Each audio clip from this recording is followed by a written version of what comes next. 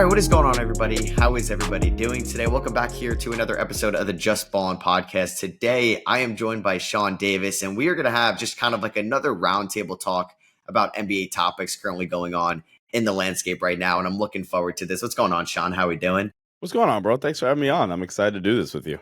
Yeah, me too. And I think there's a lot of like interesting things that are going on in the NBA with like big market teams, small market teams, rebuilding teams, teams going all in. I think all different shapes and sizes. We're seeing like teams really ramp up what's going to happen this offseason. I guess like honestly, like just what's like kind of like an interesting thing that's going on to you right now? Is there anything that you're kind of keeping an eye on? Maybe it's draft related, maybe it's trade related, maybe it's just kind of team oriented. Honestly, the biggest thing is I tweeted about this like a couple days ago and got some mixed responses to it. I know we're going to talk about them specifically here soon, but I really wonder what Memphis does now. Yeah. Because I pitched out, like, does Memphis low-key just restart and sell? I described that as sell low because I think you'll be selling low on Ja in particular. But, like, do you trade one of Ja or Jaren? You'd probably be trading Jaren. But do you trade one of them and just say, look, we're going to get all these picks and we're going to get more, long-term flexibility cap space-wise, and we're just going to be young and rebuild around Ja, rebuild around Jaren, et cetera. So that's been the biggest thing for me. Yeah, because like after the Desmond Bane trade, it's just like it kind of came out of nowhere. I think like if you would have told me that like Desmond Bane was going to get traded this offseason, I wouldn't have been like insanely shocked. Like if Luka Doncic is a 10, like this would have probably been like a 4 or 5. Like you're not thinking like, okay, Desmond Bane isn't untouchable if they got offered a great deal. But I think like when it happened, it was the first major move of the offseason. The Magic wasted no time, and you gave up 4 unprotected first round picks, a lightly protected pick swap. You'd have to assume that maybe like Memphis taking on KCP's bad money costed them maybe an additional first. And Cole Anthony was in this deal. So yeah, like I think it would be interesting because like you look at the landscape of the Western Conference and you assume the Thunder are going to be right back as a top seed next year. You have teams that are kind of like their window may not be closed, but it's getting closing a little bit between like the Warriors, the Clippers that are going to want to go a little bit more in next year. Denver may try to reshuffle their roster. The Lakers, if they're trying to actually compete around LeBron before he retires. So like Memphis and like I even talked about Dallas, Minnesota, like plenty of teams that are going to be on paper better than Memphis next year. Would it be wise for them to just kind of like not Oklahoma City Thunder, like Brooklyn Nets tear it down, but yeah, right. Like enter a little bit of a reshuffle for the next 2 years. And you hope like some guys go to the Eastern Conference. Some teams kind of aren't as competitive as they are right now. And you just have now just a haul of draft capital because you just got 4 firsts for Desmond Bane. You'd have to assume you're getting at the minimum something similar for Jaren Jackson Jr. or Ja. So like, what would you think like you would do if you're in this position? Would you try to like just reshuffle, like nobody on this team is untouchable outside of Ja and Jaren Jackson, or would you think about trading one of those guys? I personally would at least consider it. Kind of because of what you said. I look at the Grizzlies' current situation to say I just don't, unless you're somehow getting Kevin Durant, which at that point it's Kevin Durant, so you try to go get him if he's available for you. Getting KD is basically the only way I can see Memphis back at I had Memphis as a tier 2 contender entering the season. And I think they're clearly just not a tier 2 contender in the West right now. Like I think almost all those teams that we already kind of mentioned, I'm probably taking over Memphis currently. Like your Golden State, your Dallas is healthy and presumably adding Cooper Flag unless Nico Harrison wants to get freaky again.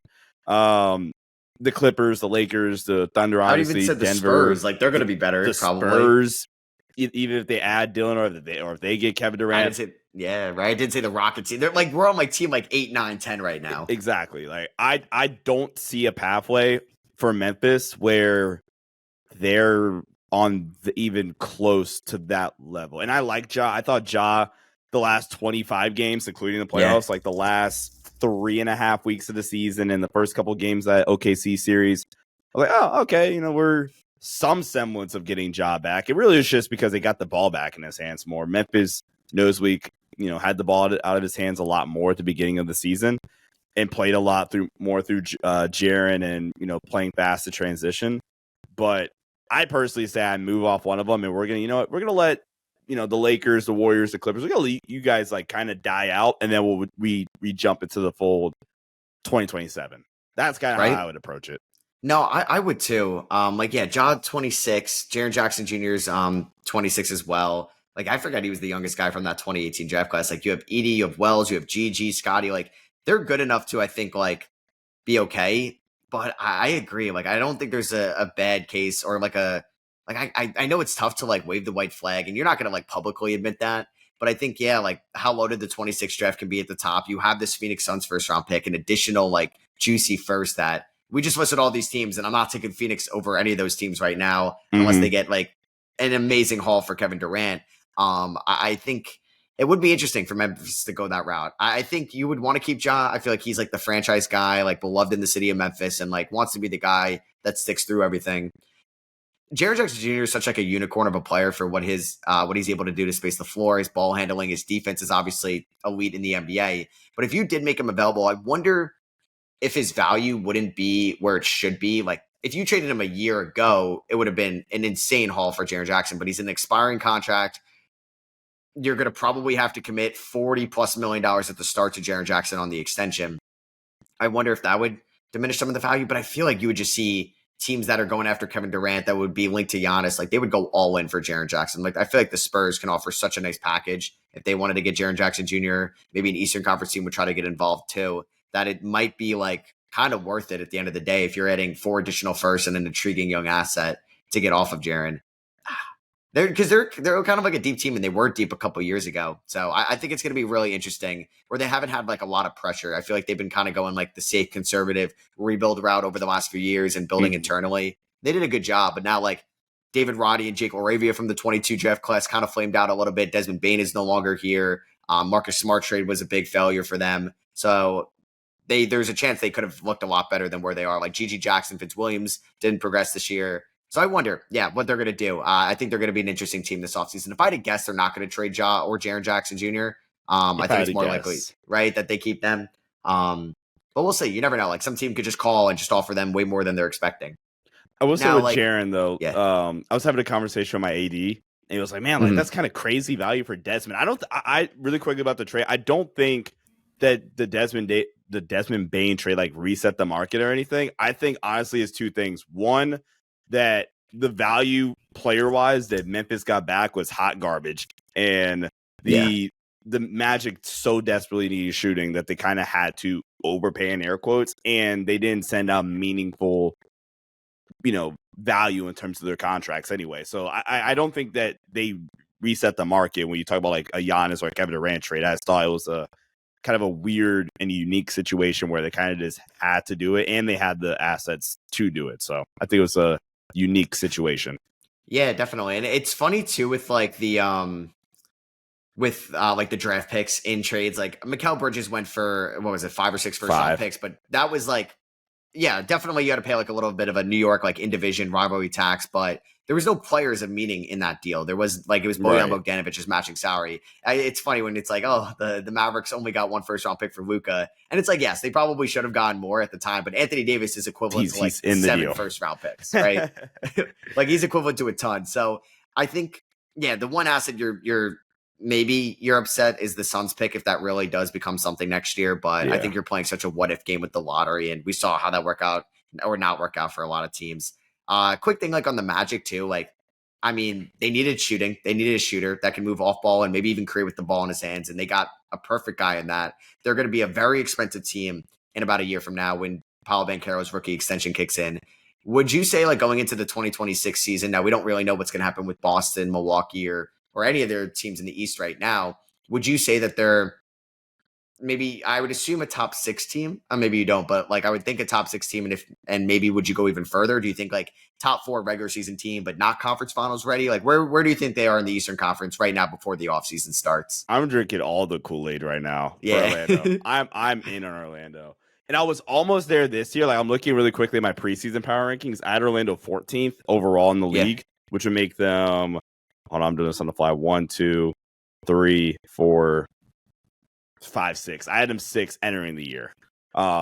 Entering this season in the East, I had them 6. So I think they're at the very least on par with that. And I think the biggest thing is I think Giannis gets traded, or at the very least, I think they're better than Milwaukee. Even if Giannis were to stay, I think they're better than Milwaukee. I think the only teams that would probably take over Orlando just off rip, I'm taking Indiana, I'm taking Cleveland, and then the third one would be the Knicks. I forgot about the Knicks, even though we don't know what their coaching situation is going to be. Yeah. But the fourth one that's kind of sneaky is Philly, depending on what Philly. And really, it's just Embiid's health, honestly. And like McCain getting back healthy, what they do with number 3 and things like that. But I love the Bane trade. Now, it almost puts you to the point that you made. It almost puts them in a, like, okay, 2026 kind of has to be our year kind of thing, unless you're just going to be a tax team in maybe even a second April team where you get to paying. Franz contract starts next year, right? Yeah. So it fully goes up to 38 million. So yeah, it starts at 25% of the team's cap. Yeah, and then you have to worry about paying Paulo here soon too. You already paid Suggs, Bane's on this big extension, so you're kind of almost locking yourself into a small window, which to a certain extent I kind of like respect it. Honestly, I love Jalen Suggs. I think you can convince yourself that Paulo's a proven playoff player, even though it's still technically a small sample size, but championship defense in Boston and still a good Cavs team in last year's playoffs. Got a 12-game playoff sample size, so Paulo being a pretty good player come playoff time. So I'm sipping to Kool-Aid. I would probably have Orlando off rip top 5 with conference finals potential. That's probably as far as I would go.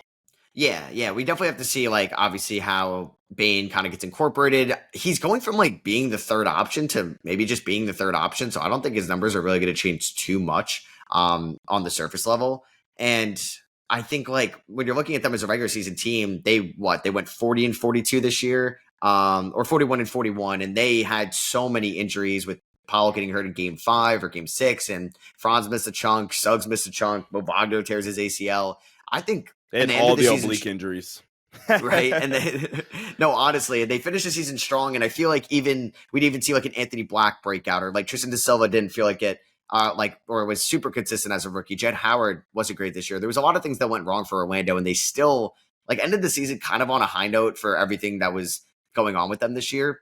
So I don't think they're done. I think like it's more so like them making cost effective moves. Like maybe it's Wendell Carter Jr., maybe it's Jonathan Isaac. I don't think there's and then because you have Goga and you have Mo Wagner's, I think team options getting a decline, and they'll probably work out a different extension with him. I wonder what they're going to do on the margins, but I do like Orlando a lot as well going into next year's season. I do feel like, I mean, I wouldn't be totally shocked if they had a better regular season record than definitely the Knicks. I wouldn't be shocked. And to be honest with you, like the Indiana Pacers are like going to be a good team, but like they've never been an elite regular season team over the last 2 years, although they've been an elite playoff team. Like there's a chance where Indiana's the 3 seed or Orlando's the 2 seed or Indiana's 4 again. So yeah, I agree. And as long as everybody stays healthy, the youth, I think, and the defense, they're going to be up there in the East. I'm a big fan of them as well. I feel like the East, it's just like still so wide open. I'm excited to figure out like, is Cleveland running it back? I hope what's they do, Boston? By the way. If Cleveland does anything, then I guess you trade Jarrett and like experiment with Mobley as the permanent 5. Please don't trade DG. Yeah, no, I don't think they're gonna I would hope not. And obviously with his injury too, like going on, maybe teams are a little scared to trade for him. But either way, Cleveland, they just won 64 games. They're gonna be back in the swing of things. Philly's a wild card. I mean, I want to say that they're going to be better next year, but you don't know with Paul George and Joel Embiid, mainly's health, and what they're going to do in the draft. So there was another trade that went down today, and I was like a little bit shocked, and then I'm like, okay, this makes a lot of sense. The Pelicans own the Pacers. I think it was top 4 protected first round pick for the 26th draft. And the Pacers have the 23rd pick in this year's draft. They basically swapped them and the rights to Mojave King, name I haven't heard in a while. When I saw that. So basically the Pelicans now have 2 firsts. They have 7 with their pick and 23. The Pacers now can move a little bit more picks. They avoid the step-in rule that they can make in a move if they wanted to. And they also are going to save like $4 million against the first apron, which they're most likely going above. And they'll get kind of close to the second apron in a way with a Miles Turner extension, if you assume that's going to happen. Like any kind of thoughts that came out of this, do you think it's just like, okay, the Pelicans are just trying to stockpile picks in this draft and they're going to draft somebody at 23? Do you think there's maybe a chance they try to move up? Do you think Indiana had a larger purpose for this? Or do you think it was just like Indiana wanted their pick back? They're betting on themselves and this just kind of made sense? I think it just made sense. I think New Orleans could move up, but I don't know. Like looking at, let me pull up the draft board really quickly. Just look at everybody above the Pelicans, though. I'm not sure there's a realistic spot that makes sense for the Pelicans to trade. Like, who would want to trade down? Basically, I think the Pelicans could trade up, but yeah, it's like if Philly is like, I don't know if they're going that's to do the one anything, team I just thought about, right? And then you just get another rotation player at 23. You're probably in a spot where, like, look, let's just get guys that can play. Yeah, and they have like one of those future Bucks picks as well. Like, would Philly think about that? It's just like New Orleans would have to love. I feel like you're trading up for Ace Bailey. I don't have Ace Bailey as my third ranked player, but I feel like he's got the potential swing of a superstar that you were trading up. You have to take a chance on that. Like, I don't think you're trading up for Con Kidipple. Maybe you're trading up for Edgecombe or Trey Johnson, but I feel like that would be kind of aggressive from Joe Dumars right away. So yeah, I feel like maybe if like Ace does fall to somehow 5, it's like something like that they could do. I was gonna say if it's like Cooper, Dylan, and Philly takes Trey, Yeah, and it's Charlotte at 4. Yeah, it's like Trey and VJ somehow go 3 and 4, and both teams avoid Ace. Because I don't know if you saw the ESPN article today. Like Jonathan Cavoni, he did a new mock, and he had Ace going 6 to Washington, because apparently he's not really communicating well with the teams in the draft range, and he wants to like. There's rumored he wants to get a lot of shots in his rookie year, and Philly doesn't really. He's not going to get a ton of shots in Philly. He'd be like the 5th option out of the gate, and he's apparently like there wasn't a workout with Philly, and now there is going to be one, but all signs are pointing to them really liking VJ. So it's kind of a switch up because I thought like Daryl Morey would maybe take a swing, but I don't know if it's going to happen now, which is kind of crazy because we're about a week out, unless he kills the workout and they fall in love with him. But signs are pointing to him like dropping away. Yeah, so I can see the Pelicans doing something like that with Utah at 5. I would argue that might be an overpay going, and maybe that's like the NFL draft like guy in me like thinking for a second, like, dang, you're moving up 2 spots to get up that. But for a guy like Ace, you probably do it if you're New Orleans. And then it's a lot for New Orleans perspective. If I'm Utah, I'm absolutely taking that. I'm taking 7 and 23 to move down 2 spots. Heck yeah. Because I wonder if like how teams like, do you want to be the team that passes up on Ace Bailey if he hits his like top end potential? But like, I feel like Utah, they could honestly get a nice, like they could probably find somebody they really like at 7. Yeah, especially in this scenario, what you said, it's Trey and VJ go 3-4. Yeah, like say like that happens there. Or Khan maybe is one of those guys as well. Yeah, and Ace is at least on the board at 5. Right, so it's like okay, so it's Ace. Let's say Khan is Jeremiah Fears. Yeah, I think you could get somebody at 7. You saw the bigs. Yeah, I probably do that. Yeah, so I think it'll be interesting. I wonder if we'll see another like draft night trade or kind of what we're learning, because it's like draft starts at 3 basically, and if Philly's going to stay there, I feel like they are going to end up staying there at the end of the day. But I don't know. We haven't really had somebody traded in the top 3. Like trying to think, but I think it hasn't been since. Is it the Tatum? I think it's. I guess it would be Luka Trey on draft night. 3-5. Right, but yeah, no, it's like the Tatum. It's crazy. Like I guess I mean that was so long ago. That was 2017, but that must have been like a really big deal at that time. Like I kind of remember everything that was going on, but like you're trading at a number 1. Like we haven't seen that in 7 years, and I feel like that would be insane to happen now. The balls to do that. Right? Like if Markelle Fultz is just like actually James Harden 2.0 and you traded out of that pick, and it's not only you traded out, you got an additional first to take the best player in the draft at number 3. Crazy. Markelle Fultz turns it to James Harden 2.0, and Tatum respectfully is just Harrison Barnes. Right? And like Philly won a title already. It's like Ben Simmons, Markelle Fultz, and Joel Embiid are the big thing. I mean, dude, if Markelle Fultz became James Harden 2.0, they probably somehow win in 21 or something like that. Yeah. They find a way to get Markelle on the floor even more. Yeah, right. So okay. Yeah, I think it was a little interesting, but I don't know if New Orleans is gonna make a move or not. So have you been able to like kind of like dive into the draft, figure out like maybe who are your guys a little bit, any of the guards, wings, bigs, that you kind of are becoming a fan of, that maybe you like a little bit more the consensus so far? So this is easily like the worst I've done ever, like keeping up with the draft. but like 3 names. I'll go one each that I do really, really like. I actually do like Jeremiah Fears a lot. Yeah. I love Jeremiah Fears. I like Trey Johnson too. Nick Clifford for going more wing route is so fun. I liked him a lot last year. I had a first round grade on him last year, and now that he's getting like middle of the first round kind of love, I think it's cool for him.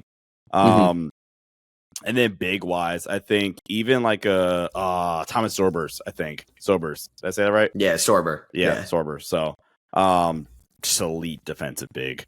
Yeah. No, he's good. Out of those guys you mentioned, like I'm a big Neek guy as well. Because I was, I think, late to the party on Neek last year, and I was like, okay, like why not take this guy at least in the first half of the second round? Yeah. And he was so good in his first year at Colorado State, and I thought he was like slightly even better this year, more volume, more touches, and the efficiency didn't drop off as much as you would think with the volume going up with like 5 more shots a night, 2 more threes a night. There's so many fun fits for Nick Clifford in this draft. I think like teams that play with pace. I loved him to the Pacers at 23. Obviously not happening anymore.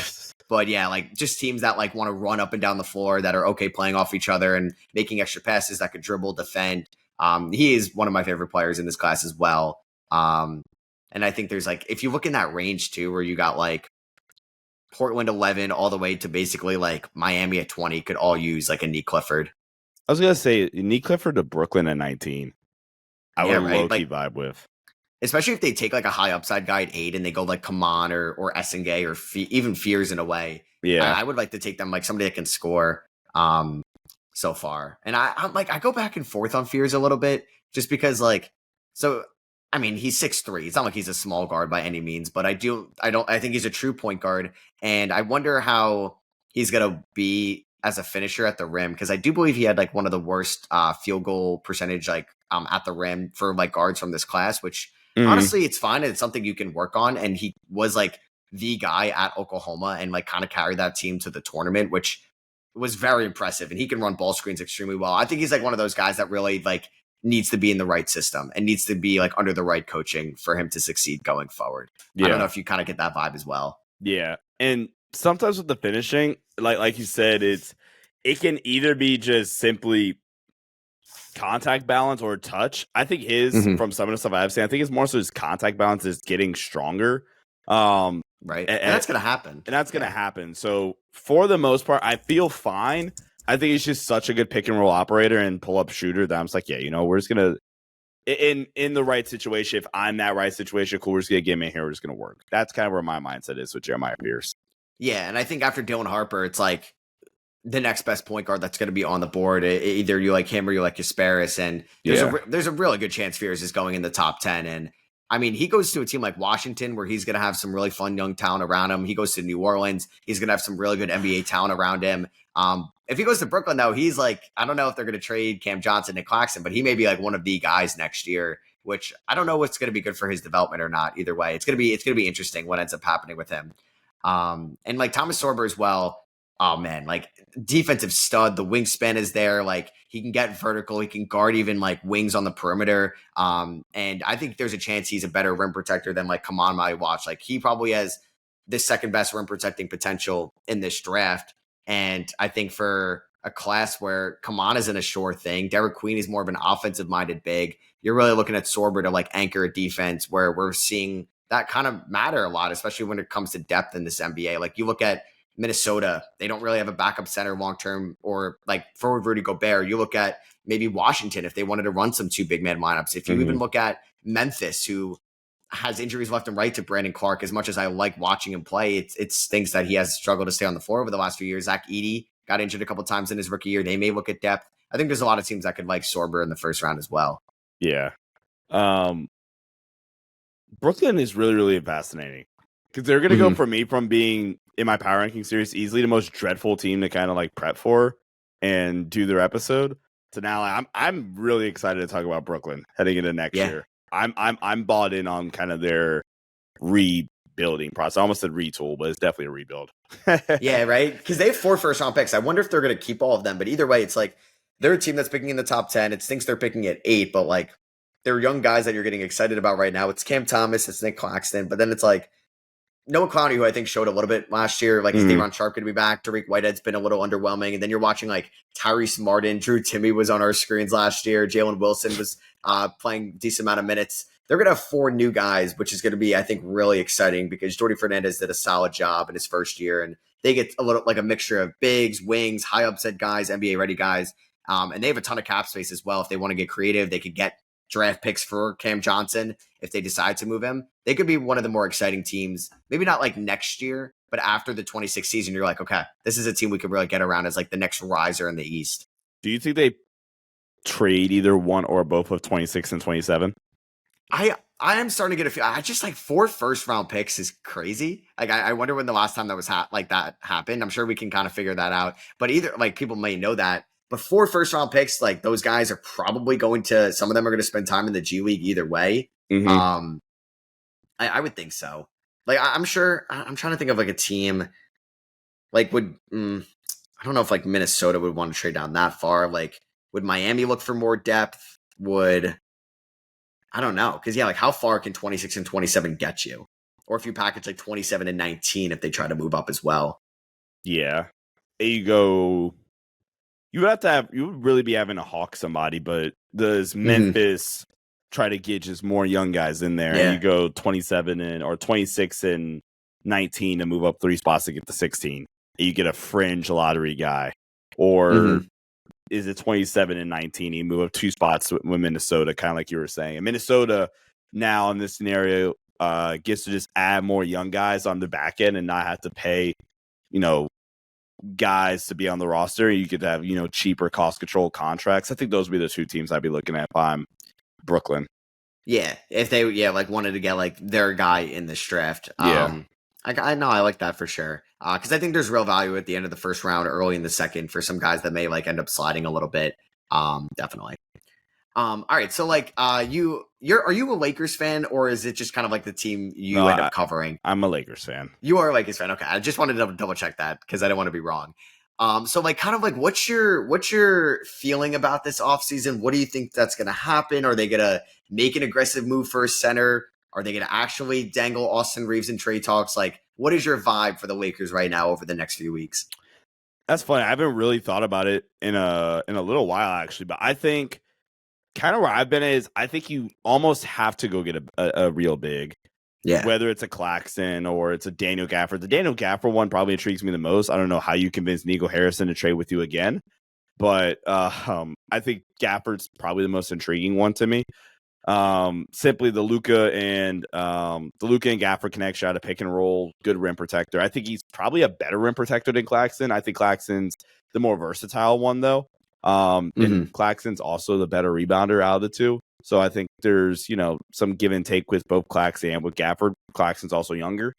And then Austin, I hate talking about Austin Reeves.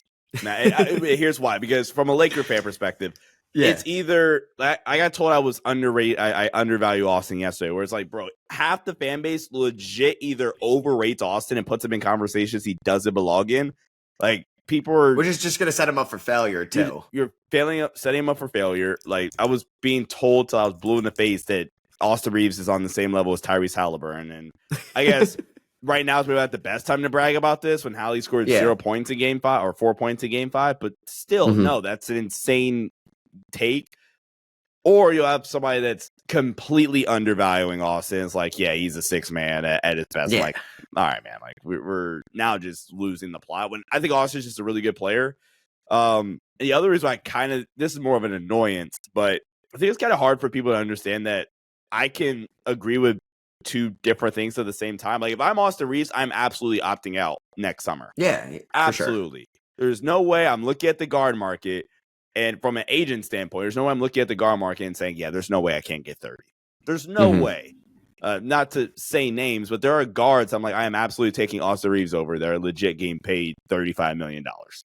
No, yeah, totally. With the salary cap going up and like if he hits the open market, some team will give it to him for sure. And the teams are going to have more cap space next year as well. And you look at what he did post Luka trade. Post-D'Lo trade even. Yeah, right. Like and like as a secondary ball handler, and I guess it was before the Luka trade after D'Lo as more of a primary guy. Man, like he was just getting to the rim with ease. He was getting to his spots. He looked way more comfortable out there. And he looked like a legitimate, like he ended up scoring 20 points per game this year, which is one absurd for somebody that was undrafted, but somebody that had expectations that were maybe a little too high after that 23 run. And it felt like, okay, he didn't break out fully, but still had a good 24 campaign. He's playing the best basketball of his career. And I would want him on my team. Yeah. Every 29 other teams would want him on your team as a top 3 option. And I think it's like probably best for the Lakers. Like, you don't want to go and mortgage every single draft pick. You're moving. I mean, I would think about moving Connect. I don't hate that idea, but I think it depends what center you're getting back. Like, you're getting Mark Williams, who's young, fits the Luka timeline. You think he's going to get a little bit of a bump playing with Reeves, Luka, and LeBron. I get that. But I don't want the Lakers to like go so much in the 2026 season where they're still not a tier 1 team just to try to make one last like run for LeBron, which I get you doing that. Like, he's won you a title in 2020. He's one of, if not the greatest player of all time, that you want to do that for him. But I don't want them to be in a position where they kind of regret these moves three years down the line. But I mean, they're in so much of a better spot that they have Luka to fall back on than Anthony Davis. It's just crazy. Yeah. So, and then from the Lakers perspective, I think you have to do your due diligence. Yeah. I'm not making it super, super public either. So if there's like a way we can, hey, we'll entertain it, but let's not let it get out. Kind of one of those type of deals.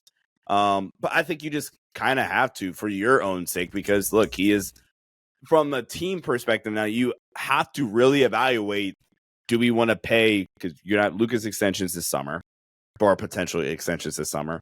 So let's say you're giving Luka, I think it's 165, which AAV is over 50. So let's just say 50 for, simplicity. We're paying Luka 50, and now we're going to go pay Austin 30 to 35. Let's make it 30. We'll play on the conservative side, right? He's making RJ Barrett actually lower than Emmanuel Quickly type money. We'll just go with that, right?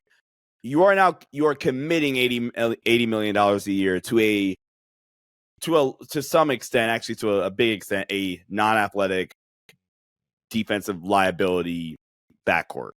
And Luka, I think, is a pretty fine team defender, but I mean, hell, the way JJ wants to play defense, they're just going to concede a switch with 20 seconds into the shot clock, and Luka's guarding on ball the entire possession anyway. So I think there's a real conversation that the Lakers have to have, and I am worried that they won't be able to build out the necessary athletic roster around those two to hide their defensive shortcomings. So I don't know. That's the tough conversation I'm having if I'm the Lakers.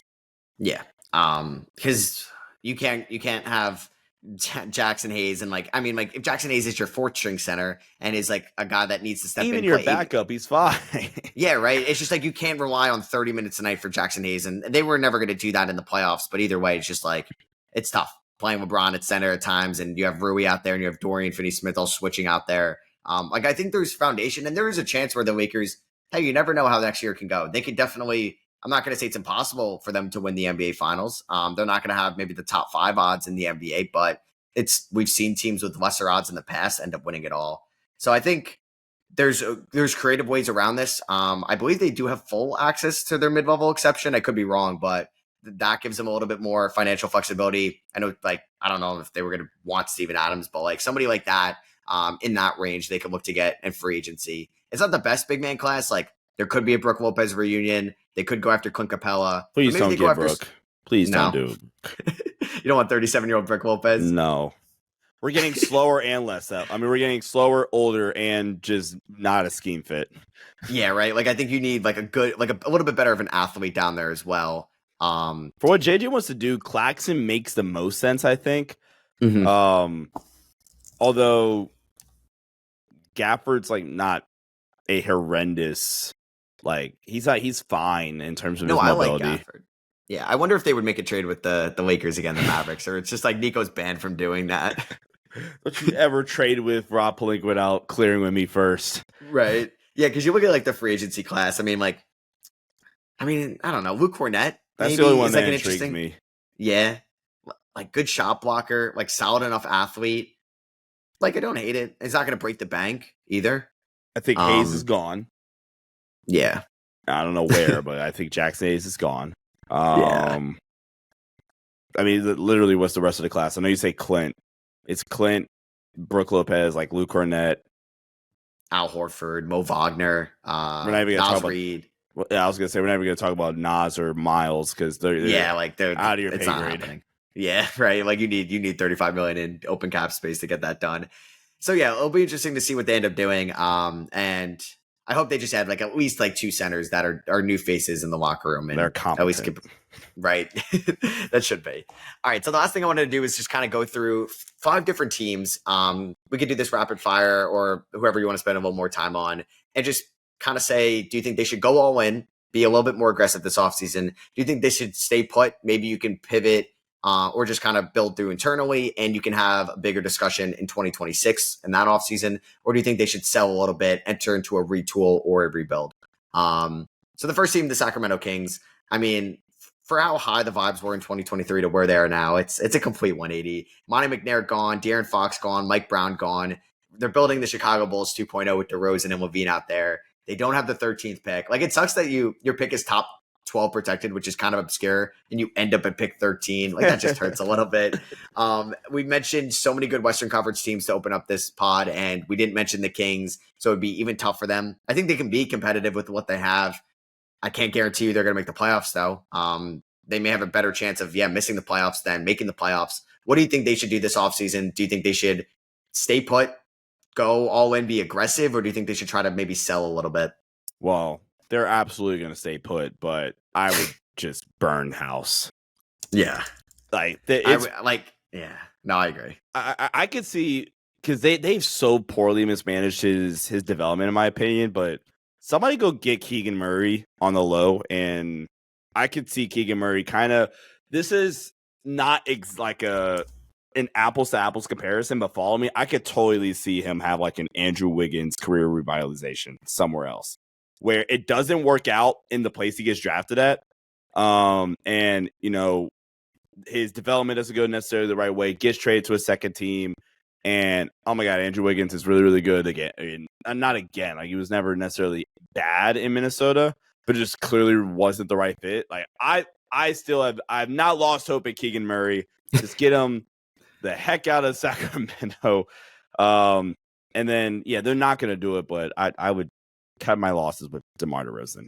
He is, unfortunately, just so clearly a really just good player that I probably don't need on my team if we're going to be serious. And that's like just honestly kind of the truth for DeMar DeRozan post 2018. Good, but if we're serious, we can't be our main offensive hub. So that's probably where I'm at with Sacramento. No, I agree. It's tough. They own most of their draft capital going forward. I still can't believe they didn't get their like 2031 swap back from San Antonio in the Fox trade. I don't know how that wasn't like, we're not doing this trade unless we get our first round pick back, but they didn't get it back. So they own most of their draft capital going forward. So it's not the end of the world if they didn't make the playoffs next year.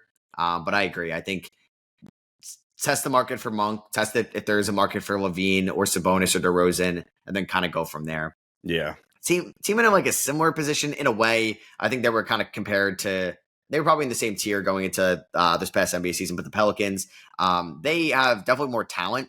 They have a top 10 pick this year, and when healthy, they can have a top 15 player in the league, but it's just a when or like an if you could stay healthy, and that's Zion Williamson. You have talented wings like Trey Murphy and Herb Jones. CJ McCollum has 1 year left. You have DeJounte Murray, who's going to be out at least for the first half of this next season. Yves looked as a promising rookie. Do you think they should kind of just stay put, draft at 7 and 23, build out this depth, maybe sign somebody in free agency and see what you have next year? Do you think you should trade Zion, or do you think you should be maybe more aggressive for a point guard or a center this offseason? Okay, I don't want to sound like a hypocrite, but I'm so staying put if I'm New Orleans. I'm staying put with New Orleans simply because of it. I've been a strong advocate of them not trading Zion.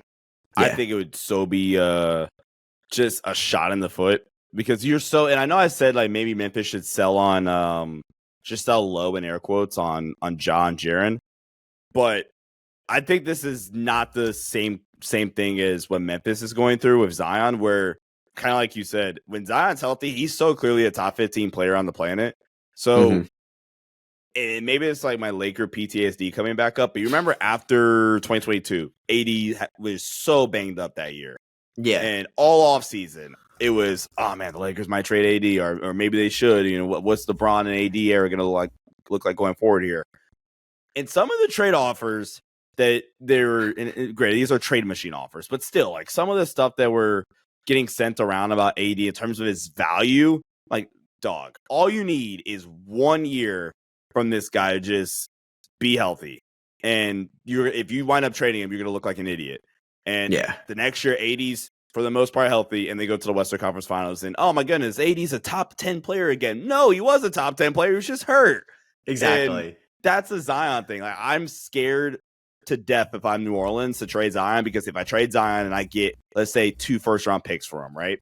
I trade Zion for 2 first-round picks, and he leaves, and he's a top 10 player like that because he's healthy. Yeah, that's tough. It's like, that's so tough, and you feel like that's going to happen as well.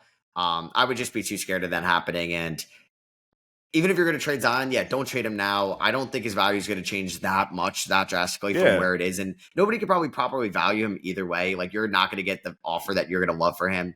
So I would just, honestly, if you really want to trade him, just give him the first 30 games of next year's season. Hopefully he's healthy. And if he had a full offseason to work on his body and he's going to be healthy from game 1, you hope that he's healthy by at least game 30, and then you can think about it. So I agree. I think they should stay put. You'd be selling Zion low. And the Trey Murphy, like, I think people undervalue him. People undervalue Herb Jones. So it's tough, like, for Pelicans fans right now. You still have Jordan Hawkins. Yeah, right. You have a top 10 pick. CJ is a perfectly cool veteran to have around I mean, he's better than this, but, to be a body on the roster, that sounds awful. But, a guy that can actually play meaningful minutes for you still.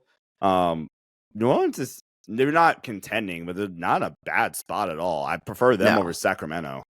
Yeah, definitely me too. A team that I think I maybe take the Pelicans future, but the Miami Heat. So Eastern Conference team here, a little bit more wide open, as we talked about. They've been linked to Kevin Durant. They have 2 guys at the top in Tyler Hero and Bam Adebayo. Maybe you'd rather them be your 2 and 3 rather than your 1 and 2 right now. You have Andrew Wiggins, Duncan Robinson, Terry Rozier. You do own the 20th pick in this year's draft. You own your first next year. There's the Jovic, Jaquez, bright spot, and Khalil Ware. What do you think they should do? Because do you think they should trade for Kevin Durant? We could say that as well. And, like, if not, do they just be like, all right, stay put or sell, or do they pivot to a different star to go after?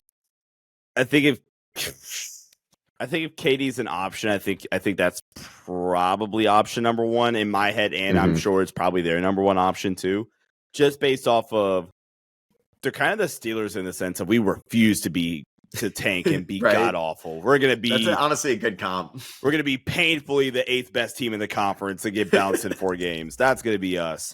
But if you don't land KD, again, they're so not going to do this. And this might be just a trend in terms of how I think about teams. I'm probably selling it. The only reason why I'm selling is I just don't like the build of the roster, honestly. They built this roster like Tyler Hero was an all-NBA player and like Bam Adebayo was a 20-point per game scorer. Like, okay, backpedal. Like, he's an all-NBA 20-point per game scorer. I feel like it's a little bit different. Yeah. They built this roster like Bam and Tyler were consensus top 20 guys, and that the rest of the roster, it's okay, cool. These guys are good enough to take us to X place, where I'm just like, no, I don't think that's the case. So for that reason, I guess I probably say sell, but again, they're going to be the most 7 seed team ever all next year, and they're going to be a annoying team to watch and to play in. No, I agree. As much as they should maybe think about selling, they're definitely going to stay put. Pat Riley won't enter to a rebuild until he retires. A team that's been linked, we talked about them. I think we hit on them a little bit earlier, but either way, the Toronto Raptors, they've been linked a lot to some teams or some players, Giannis, Kevin Durant. There was a rumor that apparently they've offered Jakob Poeltl 9 and RJ Barrett for Kevin Durant, and the Suns have not taken that yet. Like, that was like reported by like a Suns reporter, I think a radio guy over there, and it made its way on Twitter today, which is crazy. That RJ 9 and Jakob Poeltl for Kevin Durant. I don't know how that hasn't been said yes to. Do you think Phoenix that's like, said no? Like, apparently Phoenix is like, I don't know what they're waiting on. I think they don't like RJ Barrett's contract, which has like 2 years left on it. I mean, But okay. the beggars can't be choosers here. Player value wise, you're not. Yeah, beggars can't be choosers. Player value wise is the best deal you're going to get probably. Yeah, like you're getting a top 20, like you're getting a serviceable center in Jakob Poeltl who's not breaking the bank. You're getting RJ Barrett, at least a scoring wing, and you're getting the 9th overall pick in this year's draft. Like Jakob Poeltl is a significant upgrade over any big they've had since they traded DeAndre Ayton, legitimately. 100%. So do you think like the Raptors, like, yeah, so they've been linked to a little bit this offseason. Do you think they should be a team that like takes advantage of the East right now? Or do you think they should at least trot out the quickly Barrett, Ingram, Scotty, Poeltl with the young bench and see what they have? I think if you can get Giannis, or if you can get, I mean, if that's the offer, then for KD, then yeah, you kind of have to do that. If you could get Giannis, even if that means trading Scotty, I actually personally do it. If I'm Toronto, otherwise, like, if you can't get either one, I think you have to stay put, simply because you invested a lot into almost all these guys. You invested in a lot into Scotty. You just traded for BI and extended them, I think, immediately. You just paid Emmanuel quickly. You are investing a lot in RJ Barrett still. I think you almost need to run this group back for a year, simply from like a vindication standpoint. Like, okay, like we know what this group is, or oh man, we believed in this group and it worked to a certain, you know what I'm saying? Yeah. I feel like giving up on this might sound weird. I feel like if you sell this group, and unless it's for Giannis or Kevin Durant, I feel like you would just be admitting that you were wrong, which I was never personally high on this group. I had them pretty low in my power rankings coming into this season, even before the Brandon Ingram trade. But still, you would just be admitting that you're wrong and that you don't have, depending on who it is you're trading. Let's say you trade Scotty for, God forbid, you trade Scotty for not one of those two players mentioned, really just Giannis. You'll be basically admitting, yeah, we never were really that confident in Scotty, or whatever the case may be. So I think they should stay put, simply from a vindication standpoint. I agree. Yeah, I wonder if, and like trading for Kevin Durant when he didn't have you on the list of teams he would re-sign with is such a big risk. We saw him decide to do that with Kawhi, but like, as much as I still like this modern day Kevin Durant, I don't think he's 2019 Kawhi Leonard, sadly. So we'll see what they end up doing. Last team I think is an interesting team. The Dallas Mavericks. They're a team that got handed a life raft with the number 1 pick. They're going to get Cooper Flag, a true number 1 overall guy that could play the 3, that could play the 4, that can handle the ball, that should be NBA ready right out of the gate, and could be an all-star by year 2.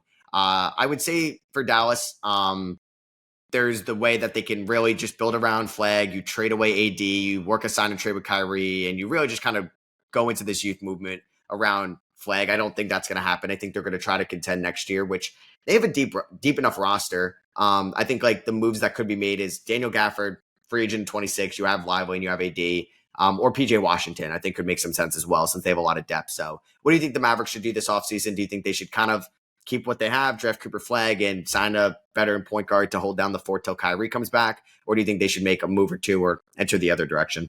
Yeah, no, I think you conservatively go all in. You draft Cooper Flag, number 1, but then you're all in from the approach and kind of your mindset going into next year. You know what I'm saying? Like kind of what you were saying at the end there. We're going to draft Coop, maybe make one small minor move, but for the most part, let's just find somebody that can play point until January and we get Kyrie back. And then it's Kyrie and it's Najee, or it's Max, and then it's Coop, AD, Lively, or whatever the case may be. I think that's one of the more attractive parts about Dallas' situation right now. I think if you can learn anything from OKC specifically, I don't know if you can really say this about Indiana. Indiana's kind of their own special situation, but specifically OKC, and even like a Minnesota, another team that made it to the conference finals in your own conference, just their lineup flexibility and how many different lineup combinations they can throw at you.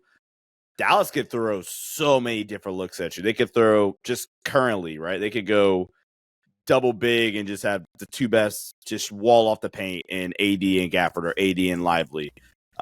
They can go the jumbo wing / big lineup and go something freaky like Kyrie, Najee, PJ, Coop, AD, or something of the sort. Like they have so many different lineup combinations that you could throw out and just try to get freaky with, depending on the situation that it calls for. So, I think they're going to go all in, and terms of trying to compete for next year. Yeah, I think so too. Just after everything that happened for them this year, I think you need to be competitive team for your fan base. And honestly, I think that could be best for Cooper. I think playing in playoff games in his first year, which would be really good for him. Because, I mean, just kind of going off the top of my head, I don't think the 21, like the Hawks did make the playoffs with Reece Shea, the Spurs did make the playoffs with Wemby, Paolo and the Magic, Cade and the Pistons, and like, I honestly don't remember the last team to make the playoffs with the number 1 overall pick. Like, it could end up being DeAndre Ayton, maybe, or maybe it was Markelle Fultz. It wasn't Ayton. No, they didn't make the playoffs in 2019. Yeah, they went 19-63. So they did not make the playoffs that year. So it must have been like Fultz, but he was hurt. So like, I that's like my point right there. Like, these number 1 picks are on usually bad teams, and they're not succeeding, and they can't play meaningful minutes in meaningful games. There's a chance Cooper Flag breaks that, and he makes the playoffs in his first year. 2015's Cat, right? Yeah. 14's that was Wiggins. And who went to Minnesota? 13's Bennett, no. 12's AD, no. Yeah, like it. So Fultz, I don't remember if he played in the playoffs, but they went 52-30 his rookie year. I don't think he played though. I don't think so either. He appeared in 3 playoff games. He shot 14% from the field. Oh well. Yeah, wait, is that the year they lost to Boston in the second round? Yeah, they beat Miami. I remember that year. And then they lost to Boston. So yeah, like number 1 picks usually kind of sit on bad teams, which makes sense. There's a reason why they were picking 1, but this year it's a little different. So yeah, I think it'll be good for Cooper Flag. So I think we're gonna have some teams that are gonna have some big decisions to make this offseason. I have one more for you. Yeah, what do we got? I'm maybe a little bit higher on this team than most people are. What do you do if you're the Hawks? Oh, you know what? When you said that, I was like, that was the first team that came to my mind real quick. I like what they're building. I was kind of surprised when they fired Landry Fields. I like just like the lanky, versatile defensive wings around Trae Young. I think it's the best way to build around him. You have 2 first-rounders. They have their mid-level. I mean, I'm going to Trae Young, and I'm offering him an extension that you feel is right. Is that the max? Does he get a bump because he's been here for how long as he is, and he's the guy for the city? If you can't get an extension done, then I would actually think about trading Trae Young. But if he's willing to commit to this team long-term, I think with the East being what it is, if Jalen Johnson can be healthy again, and you add another big man or 2, I think I'm being a little aggressive this offseason if I'm the Hawks. I'm with you, and the Hawks would be like right now off the top of my head, they would be that 6 team. And if I'm top 6, I'm looking like, okay, let's see. Maybe you get a year of health, and another year with Reece Shea and Onyeka Okongwu continuing his growth and development.